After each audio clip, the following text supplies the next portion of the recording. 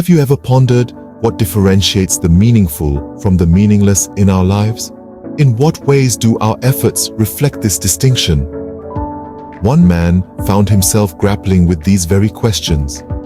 In the heart of the city, a man had just moved into a new bungalow. His days were filled with joy as he began to plant seeds in his garden, eagerly awaiting the bloom of vibrant flowers. As time passed, his garden began to flourish. However, in the midst of the beautiful flowers, weeds began to sprout, a sight that left him puzzled and concerned. Seeking advice, he turned to his neighbor, Alex Jones, a man known for his wisdom. Alex listened to the man's predicament and offered his perspective. There are plants in your garden that you intentionally planted. The flowers, he said. These represent your meaningful efforts. However, the weeds that grow without your intention, these are your meaningless efforts. They sprout without your consent and seem to resist your attempts to remove them. Upon hearing this, the man returned to his garden and began to pull out the weeds. As he did so, he noticed a peculiar thing. The weeds, despite being uprooted time and again, grew back with an unparalleled vigor.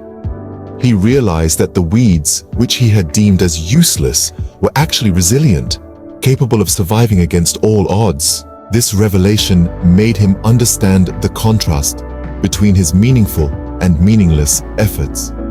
The meaningful ones, like the flowers, required his constant care and attention and faced obstacles in their growth. The meaningless ones, like the weeds, grew effortlessly, resilient and relentless. At this point, Alex offered his final piece of wisdom.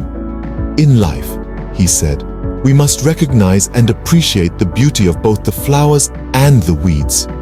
They represent our triumphs and struggles, our efforts and resilience. Both are essential parts of our journey.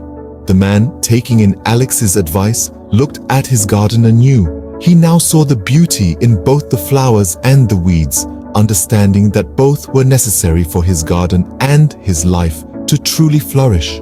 He had found the answer to his question. He had found the meaning in both the meaningful and the meaningless.